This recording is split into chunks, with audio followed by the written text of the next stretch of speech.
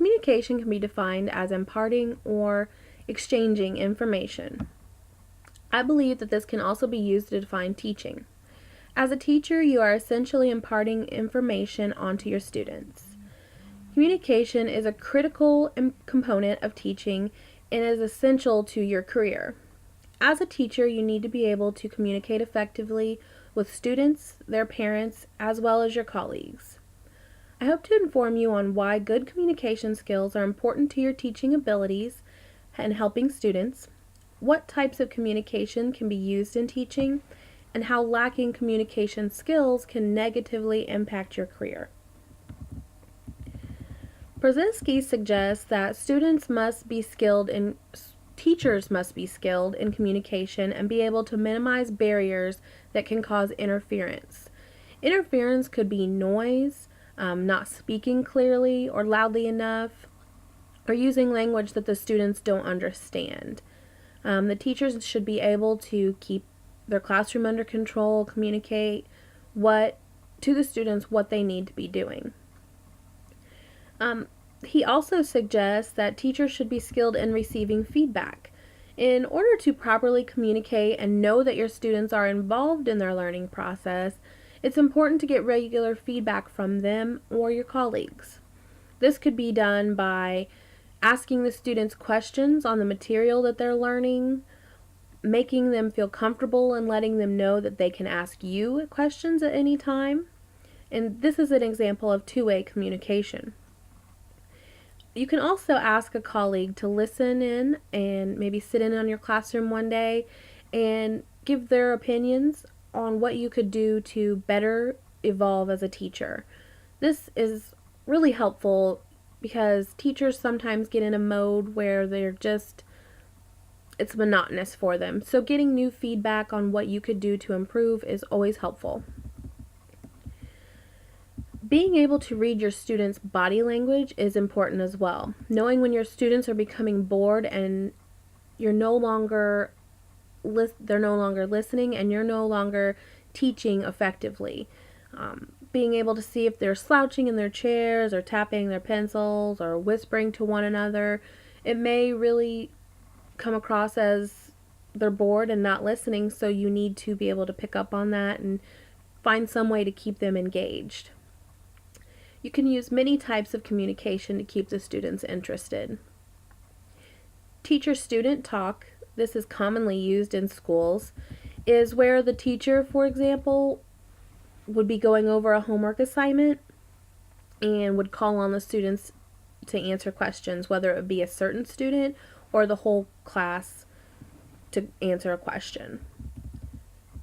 Student-teacher talk is kind of the opposite. The communication and discussion is in the student's hands. The teacher would take a back seat and let the conversation be held by the students. Olberg describes presentation as this can be performed by either the student or the teacher introducing new material or the student giving a presentation like a science project. Olberg says that the teacher at the end of the presentation could open the floor to questions from the students. A lecture, which is what college students are used to, is primarily controlled by the teacher. This conversation is held by the teacher. He or she is giving the whole lecture while the students listen or take notes. You can involve visual aids to help keep the students interested in a lecture and make it not so boring. It's suggested that lectures be kept short due to the amount of information that the students are expected to retain, although as a college student I know that's not always the case. Group talk is another form of communication. It's primarily between the students. The teacher kind of takes a back seat but is available to answer questions and keep the students on task.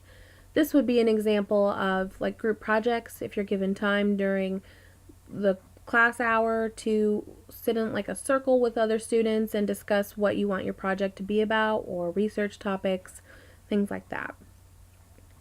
When these types of communication are not incorporated into the learning process, it can negatively affect your career.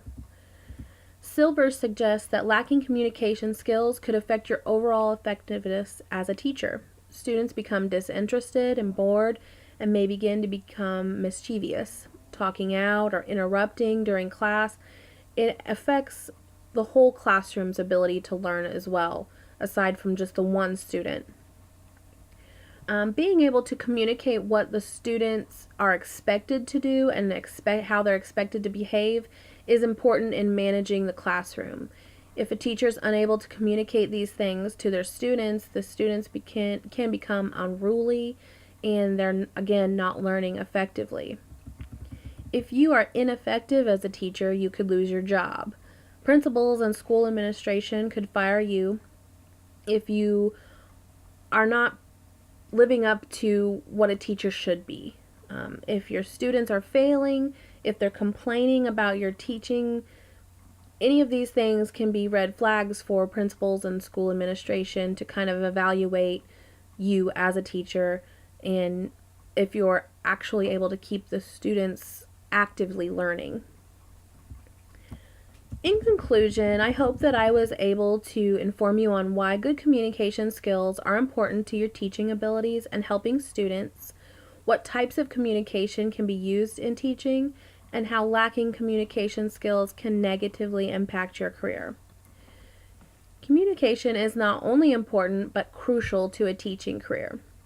To be a good teacher, you should make the students feel comfortable in their learning environment, use different types of communication tools to keep them involved and interested, and make sure that we are passing on active learners to our colleagues.